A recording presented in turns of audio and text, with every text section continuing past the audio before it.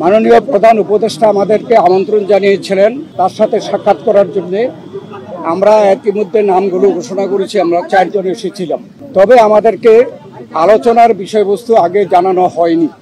বর্তমান রাজনৈতিক প্রেক্ষাপটে আমরা যা আন্দাজ করতে পেরেছিলাম তার উপরে ভিত্তি করে আমরা একটা লিখিত বক্তব্য নিয়ে এসেছি এবং সেই লিখিত বক্তব্যটি আমরা মাননীয় প্রধান উপদেষ্টার সমীপে পেশ করেছি এবং সেই ভিত্তিতে আমরা আলোচনা করেছি।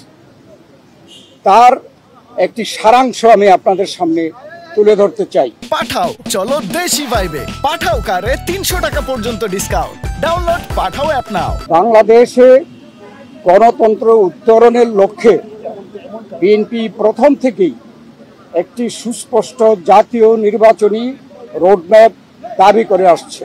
আপনারা জানেন যে আমরা এটা প্রকাশ্যভাবে দাবি করে আসছি। সুষ্ঠু, নিরপেক্ষ ও অবাধ নির্বাচন অনুষ্ঠানের উদ্দেশ্যে সরকারের নিরপেক্ষতা বজায় রাখার স্বার্থে বিতর্কিত উপদেষ্টাদের বাদ দিয়ে উপদেষ্টা পরিষদ পুনর্গঠনের জন্য আমরা দাবি জানিয়েছি। বিএনপির প্রতিটি নেতা কর্মী ব্যক্তিগতভাবে, রাজনৈতিকভাবে, পারিবারিকভাবে সবচেয়ে বেশি ক্ষতিগ্রস্ত হয়েছে আওয়ামী লীগের আমলে এবং সেই জন্য আওয়ামী লীগের বিচার সবচেয়ে বেশি দাবি করে বিএনপি।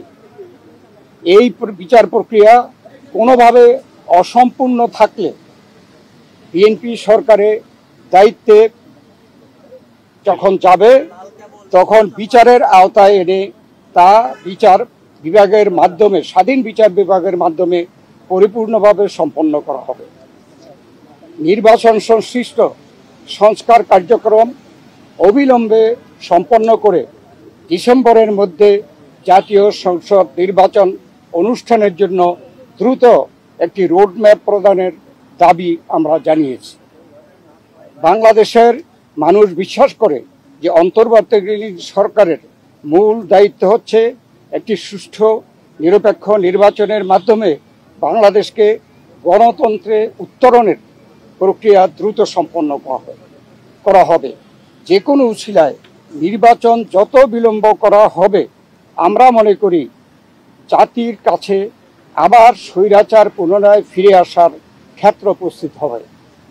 এর দায় দায়িত্ব বর্তমান সরকার ও তাদের সাথে সংশ্লিষ্টদের উপরে বর্তাবে। বিএনপি সম্প্রতি যে নানা ধরনের গুজব আছে, সেই প্রেক্ষিতে আমরা বিএনপির পক্ষ থেকে বলেছি, বিএনপি কখনই প্রধান উপদেষ্টার পদত্যাগ চায়নি, বরঞ্চ প্রথম দিন থেকেই এই সরকারকে সর্বাত্মক সহযোগিতা করে আসছে। আমাদের যে আলোচনা তার এই সারাংশ ছিল এতটুকু। আপনাদের সকলকে ধন্যবাদ। আল্লাহ হাফেজ।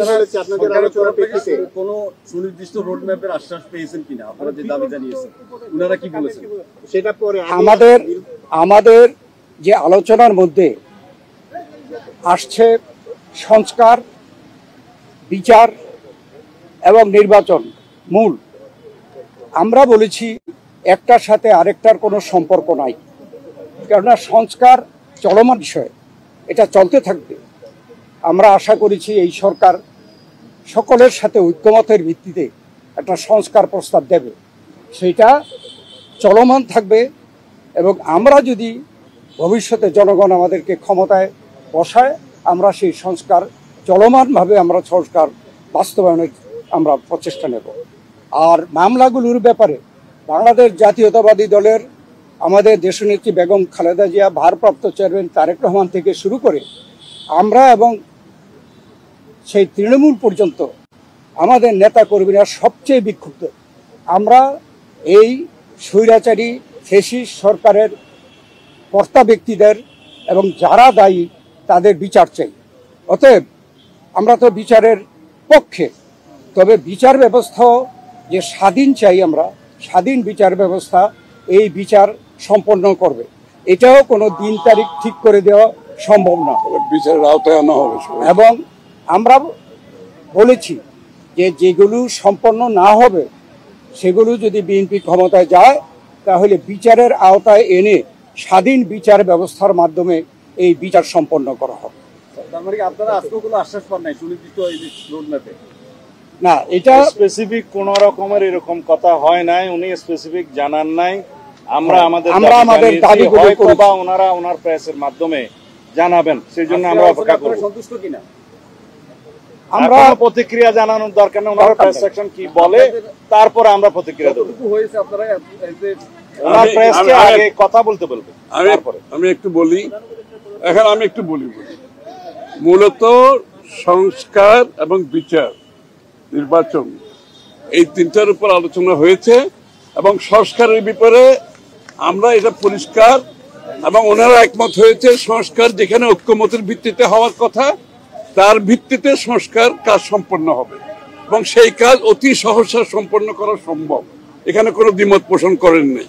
বিচার ব্যবস্থা বিচার বিভাগ করবে এবং বিচারের আওতা আনার ব্যাপারে যে আলোচনা হয়েছে এখানে ওনাদের কোনো দ্বিমত নাই, সুতরাং ডিসেম্বরের আগেও নির্বাচন করা সম্ভব এই আলোচনা হয়েছে। এখানে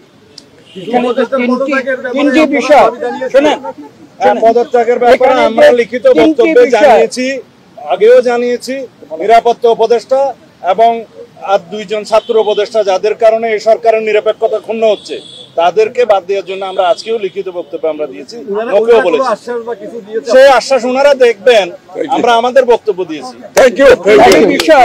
যে তিনটি বিষয় নিয়ে আমরা কথা বলেছি আপনারা শুনেছেন, সংস্কার, বিচার এবং নির্বাচন। আমরা স্পষ্ট ভাষায় বলেছি যে দে আর মিউচুয়ালি এক্সক্লুসিভ, একটার সঙ্গে আরেকটার কোনো সম্পর্ক নেই এবং যদি দ্রুত নির্বাচন দেওয়া হয়, আমরা স্পষ্ট ভাষায় বলেছি আজকে বাংলাদেশে যে নৈরাজ্য হচ্ছে, যে আইন শৃঙ্খলা পরিস্থিতির অবনতি হচ্ছে, এক অ্যানাউন্সমেন্টের ফলশ্রুতিতে বাংলাদেশের শান্তি, শৃঙ্খলা এবং গণতন্ত্র ফিরে আসবে।